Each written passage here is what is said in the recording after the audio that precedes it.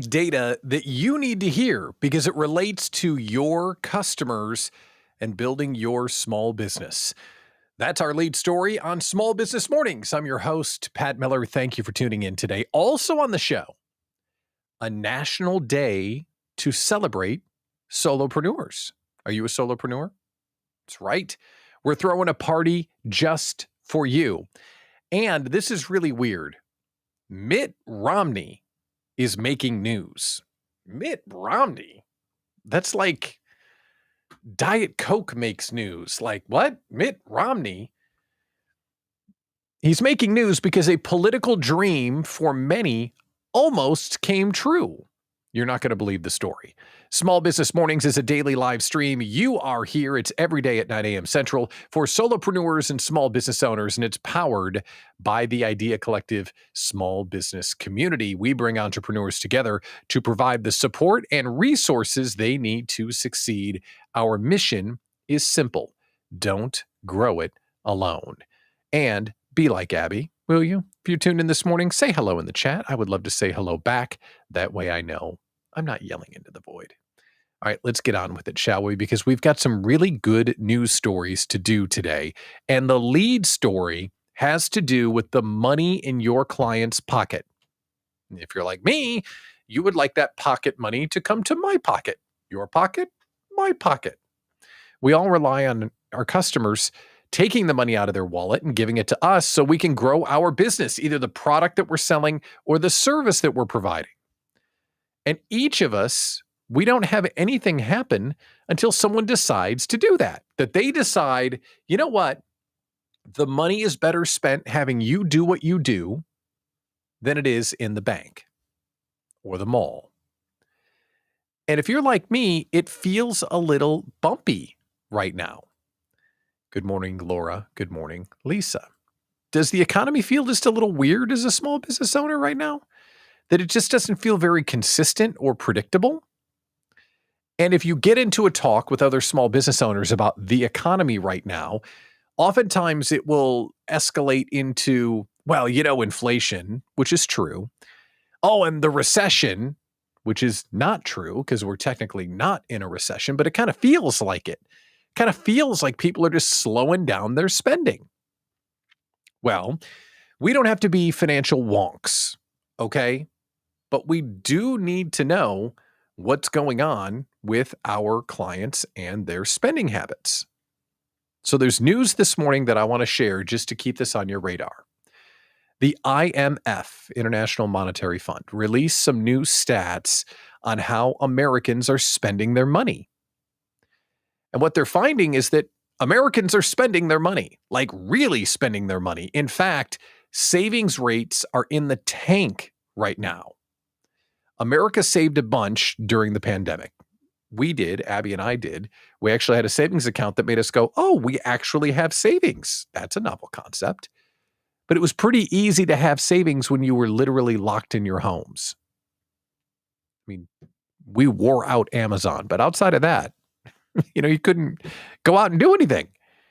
And once we were released as a country, it turns out that as a country, we spent money like a drunken sailor on a 72-hour Vegas bender. End of November. Can't wait. Since 2022, the U.S. savings rate on the whole has dropped below the pre-pandemic average. Why is that a big deal? Well, it's a big deal because 68% of our economy is driven by personal consumer spending. Good morning, Sarah and Jennifer. That means we need people to spend money for this whole thing to work. The other thing that it means to see people spending money, not saving it, it means, according to this article, that there's still consumer confidence. And we can remember that feeling. You remember that feeling of spring 2020? The world was collapsing around us. REM lyric, by the way. But the world is collapsing around us. And what do? We instinctively saved our money because, oh my gosh, what's going on? World collapsing, saving, things are okay, drunken sailors. So what does that mean for you? Think about where your business is and let's just let's pretend right over there. Oh, hello, 2024. Oh, me? Yeah, I'd like to still have a business. Yeah. And yes, I need people to spend money to make that happen. What am I going to do about it? What are you going to do about it? What does this information bring up for you, and how will you choose to make decisions between now and the end of the year? Now that you have another data point that matters, people are not sitting on their money.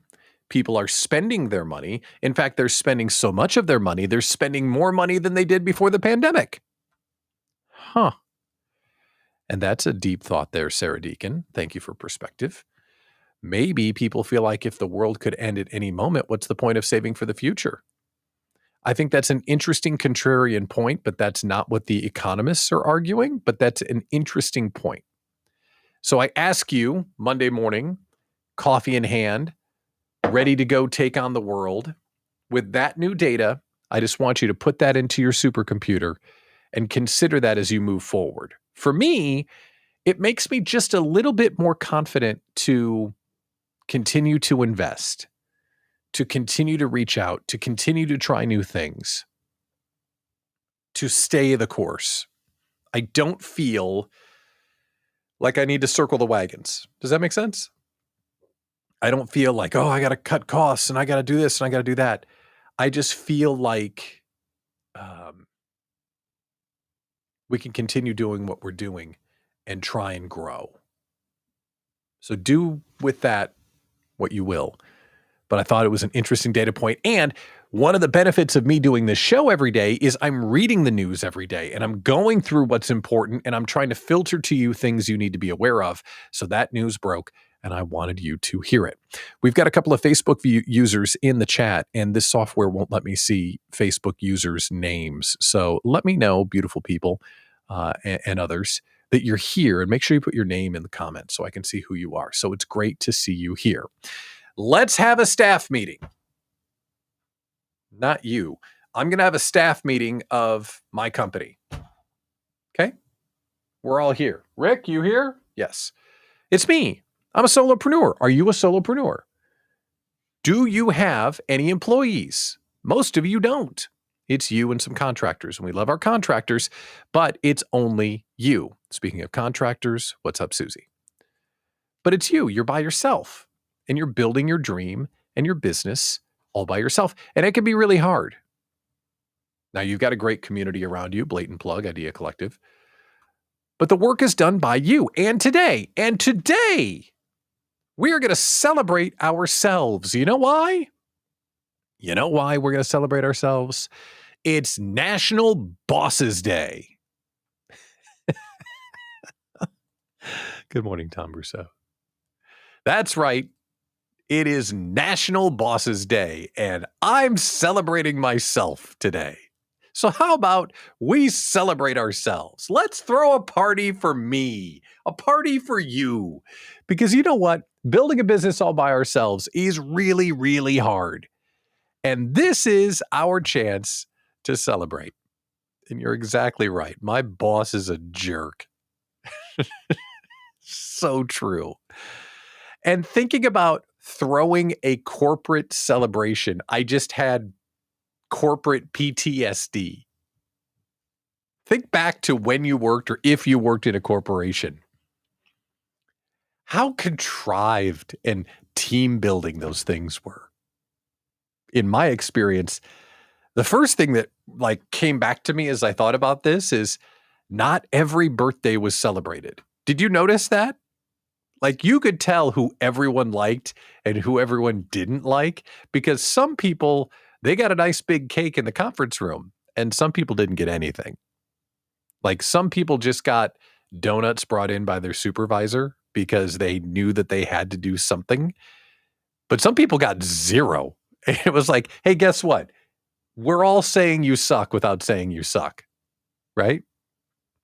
And some of the gatherings were just like trash pizza. Okay, fine. We'll order a pizza. But then the people that everybody loved, oh, they got like Panera catered. That's how you knew you made it in corporate, where you didn't get the trash pizza for your celebration. You actually got like Panera. Basically, here's the deciding factor. If you were someone nobody liked, pizza was delivered. If you were someone that everyone liked, everyone had to take an order. If it was a place that delivered that, what would you like from Panera?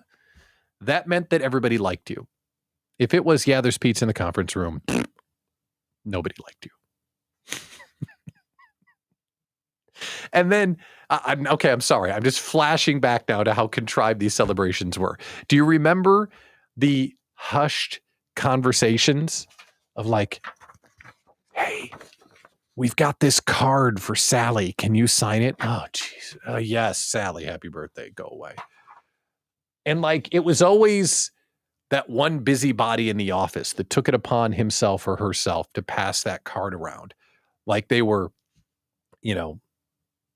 signing up allies against the Germans or something. Like, oh, it's Bob's birthday. You got to sign the thing. And then it gets even better. They pass the hat around.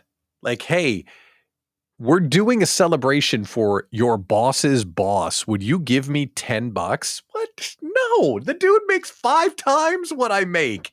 I have to give $10 for my boss's boss because we're going to order Panera? The hell? And then is $5 enough? It's $10. Give what you can. What does that mean? Oh, I think I have some unexplored corporate PTSD. I really do think I do. Obviously.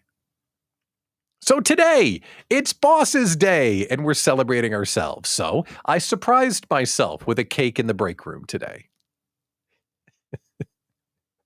And I'm going to take myself out to lunch. We're going to Tompkins for some wings, baby. Because you know what? Yes. Yep. And then I'm going to say some awkward words of affirmation into the mirror. And I'm also going to notice all the people that didn't come to my personal party because clearly they hate me. It's Boss's Day. So as a solopreneur, we don't have a boss, but we are our own boss. So celebrate yourself, shall you? And say something nice about yourself today because you know what? You deserve it, right? There you go. I just clinked coffee cups with myself. That's very funny, Geck. And my boss loves me. That's true, Sarah Deacon. All right. I've been waiting to celebrate Boss's Day for like 3 weeks. I've had it on my calendar. I could not wait for Boss's Day, so it's here. Small Business Mornings is a daily live stream at 9 a.m. Central for solopreneurs and small business owners. We are powered by the Idea Collective small business community. We bring entrepreneurs together and provide the support and resources they need to succeed. Our mission is simple. Don't grow it alone. I never thought I would say this, but Utah Senator Mitt Romney is making news that you need to hear. How in the world is Mitt Romney making news that you need to hear? He's making news because he's sharing a political dream that almost everyone has had. Almost everyone has had this conversation when it comes to politics and your friends. In fact, if you have friends and you've ever talked politics, I guarantee that you've had this discussion. It goes something like this. Oh, we're going to do theater. Oh, Biden again. He's so old. Oh, Trump. He's so Trump. Why can't we just get a normal person to be president? You had this conversation. Finish the conversation now. It goes like this. You know who could win? You know who would win in a landslide? Oprah. Have you not had that exact discussion? I have had that exact discussion. I can't even tell you how many times I've had that exact discussion. Well, in a new book, Mitt Romney, and his book is called Romney, A Reckoning. Thanks, Mitt. He's talking about something that's making news. He says in the book, Oprah Winfrey suggested that she and Romney run as a unity presidential ticket in 2020 to stop Trump's reelection. Winfrey is a Democrat. Romney is a Republican. They're going to run together to save the country. Now, Romney claims in his book that it would ultimately help Trump. That's why they didn't do it. Do you believe that? Do you believe that? Maybe politically, if Romney and Oprah Winfrey ran together, it would have helped Trump. And Trump didn't win. So I guess, fine, it didn't happen. But do you believe that if Oprah Winfrey ran for president, that she would lose? I mean, that's not even a political statement. I would contend that Oprah Winfrey could run for president against George Washington and win. Oprah Winfrey could run for president against free beer and win in a squeaker.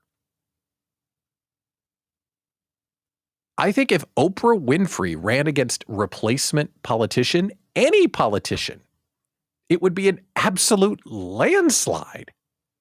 Don't you think? Am I crazy? I mean, isn't she universally beloved? And you know what she has that almost no other brand new political face has? The reason why she's got a leg up is that she's universally known. Every person old enough to vote, if you said, hey, do you know Oprah? The answer would be, yeah. Almost no one has that. No one. Now, Abby is the right idea. Oprah is the president, Taylor Swift is the VP. If that was the ticket, they would be elected the president of the US, the UK, Poland. They'd be the president of South America if those two ran. They'd win everything. That wouldn't even be a competition. Now should I get the conspiracy theory hat? Oh, yep. Oh, God. Look out. Oh, God, it's got to come here. Come here. Come here. Okay. Conspiracy theory hat engaged. This isn't an accident that this story came out. I'm telling you, watch. This is what they call a trial balloon. You know how I know it's a trial balloon? Winfrey was contacted for comment, and she said something along the lines of, she never really seriously considered running. What happens next? This story blows up, and she's drafted to run. This is the first time I've ever seen in the open Oprah's name and president in the same sentence, like seriously, like a discussion. This is how it starts. I'm telling you. And I'm not saying it's good or bad. I'm saying, like, just as a framework, this is how it starts.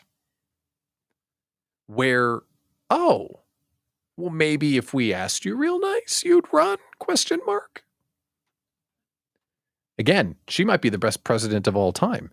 But the thing that I believe is, if she decided to run, she'd win. At least that's what I think. I mean, don't you think? I think she would win in a landslide. No doubt.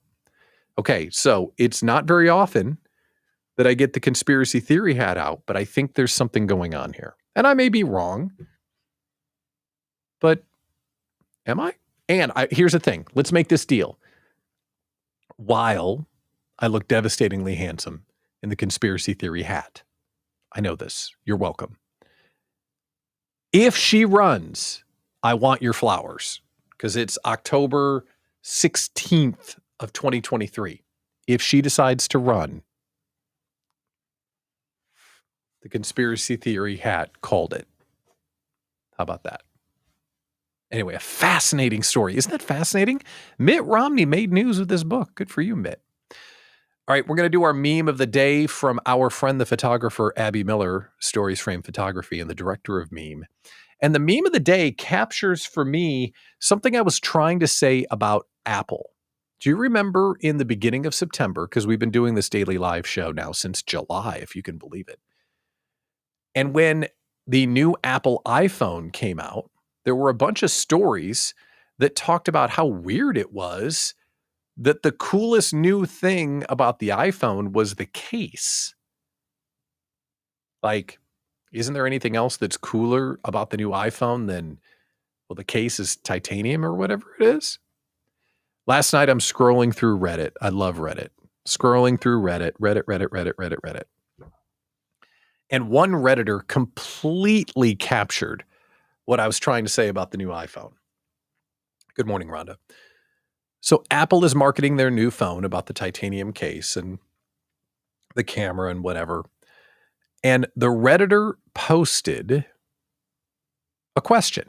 Is the best thing about the new iPhone the case? The metal in the case, is that the best part of the new iPhone? And this reply completely nailed it. Check this out. Apple has been more of a fashion company than a tech company for several generations of iPhone now. Buying the latest model every time makes about as much sense as buying a new handbag every year to stay current with Gucci's releases. I mean, that is exactly it. Apple is a fashion company, not a tech company. I thought that was awesome. Apple Tech is awesome. It's great. Further in the conversation, someone explained why it's now fashion instead of tech, because they said that mobile technology is kind of mature. It's been around long enough that it does exactly what we want it to do. And it may do it faster or a little bit better than the previous phones, but there aren't as many innovations left in the space. But this observation, it's a fashion company, not a tech company. Oh, like I read that last night and thought, that is it. I wish I was that smart. Amazing observation. Good stuff there. Okay. And I don't even have an iPhone.